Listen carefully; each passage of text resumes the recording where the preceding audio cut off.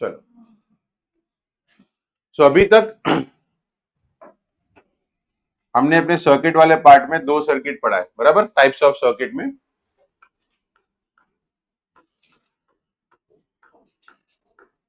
Type of circuits में हमने दो चीज पढ़ी है, ठीक है। पहला सर्किट था यस एसी अक्रॉस रेजिस्टर, ठीक है, जहां हमने क्या पढ़ा सबसे पहला कि भाई वोल्टेज का इक्वेशन क्या है sir, E is equal to E naught sine of omega t, ये हमने पढ़ा है, ठीक है। दूसरा इक्वेशन क्या पढ़ा, I is equal to I naught sine of omega t, ये अपने को करंट मिला था।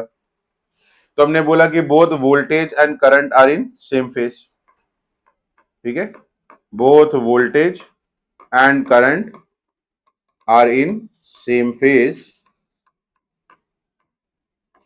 देयरफॉर जो phase difference is zero.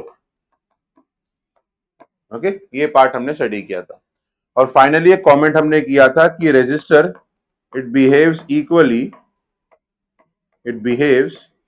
Equally for both AC and DC, मतलब एसी ऑल्टरनेटिंग करंट और डायरेक्ट करंट दोनों के लिए रेजिस्टर का बिहेवियर सेम रहेगा, ठीक है। फिर दूसरा जो हमने स्टडी किया था लास्ट लेक्चर में, that is AC across capacitor,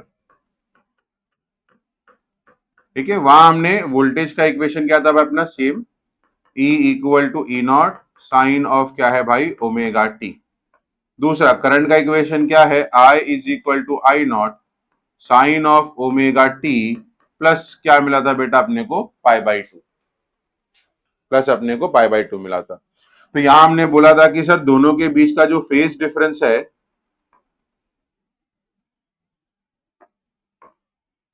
दोनों के बीच का जो फेज डिफरेंस है, वो फेज डिफरेंस कितना मिल रहा है अपने को बेटा, पाई बाई टू।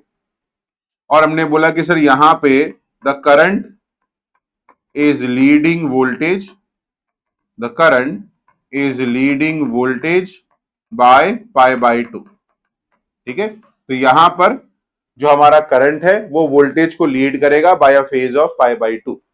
और साथ ही साथ में यहां पर हमने एक कॉन्सेप्ट पढ़ा था कैपेसिटिव रिएक्टेंस, जो बड़ा इंपॉर्टेंट था, एक्सी।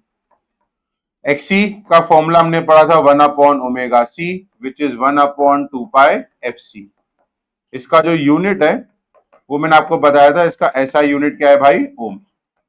अच्छा, अब ये है क्या बेसिकली कैपेसिटिव रिएक्टेंस, वो भी मैंने आप लोग को बताया था कि sir capacitive reactance is nothing but, हाँ, capacitive reactance it is nothing but the opposition offered by a capacitor to alternating current। एक कैपेसिटर ऑल्टरनेटिंग करंट को कितना अपोजिशन ऑफर करेगा, उसी को हम लोग ने एक्सी यानी कि कैपेसिटिव रिएक्टेंस बुलाया था। फिर यहां से कैपेसिटिव रिएक्टेंस के फॉर्मूले से अपने को पता चल रहा है कि सर जो कैपेसिटिव रिएक्टेंस है वो फ्रीक्वेंसी के साथ इनवर्सली प्रोपोर्शनल है, मतलब अगर फ्रीक्वेंसी बढ़ा तो एक्सी जो है वो हमारा कम हो जाएगा। और यहां पे हमने कमेंट ऐड किया था कि डीसी के लिए डीसी यानी कि डायरेक्ट करंट के लिए अपना फ्रीक्वेंसी क्या होता है बच्चा लोग, जीरो, जिसकी वजह से एक्सी का वैल्यू क्या हो जाएगा भाई, इंफिनिटी। तो यहां हमने क्या बोला कि सर डायरेक्ट करंट का क्योंकि फ्रीक्वेंसी जीरो है तो कैपेसिटर उसको इनफाइनाइट ऑपोजिशन ऑफर करेगा। तो क्योंकि जब उसको इनफाइनाइट ऑपोजिशन ऑफर करेगा तो ऑल्टरनेटिंग करंट उस सर्किट के थ्रू फ्लो नहीं कर पाएगा। इसका मतलब कैपेसिटर जो है वो डायरेक्ट करंट को ब्लॉक करेगा और ऑल्टरनेटिंग करंट को पास करेगा। तो अपने को यहां पे बात ध्यान में रखनी है, that capacitor blocks DC and allows AC, ठीक है। मतलब इसका जो बिहेवियर है वो एसी और डीसी दोनों के लिए अलग अलग है। देखो रेजिस्टेंस का बिहेवियर एसी और डीसी दोनों के लिए बरोबर था, मतलब जितना वो डीसी को अपोज करेगा उतना ही वो एसी को भी अपोज करेगा।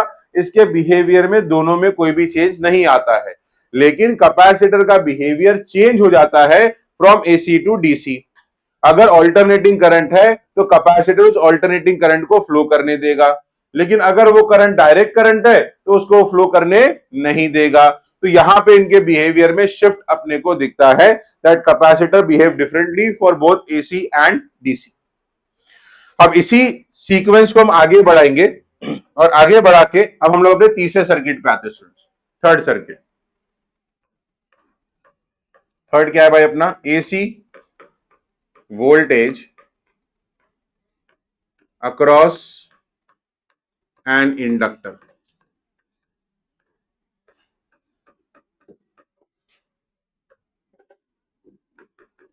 AC voltage across an inductor.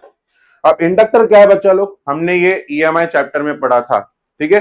Dalvi बताएगा भाई क्या होता है बेटा इंडक्टर?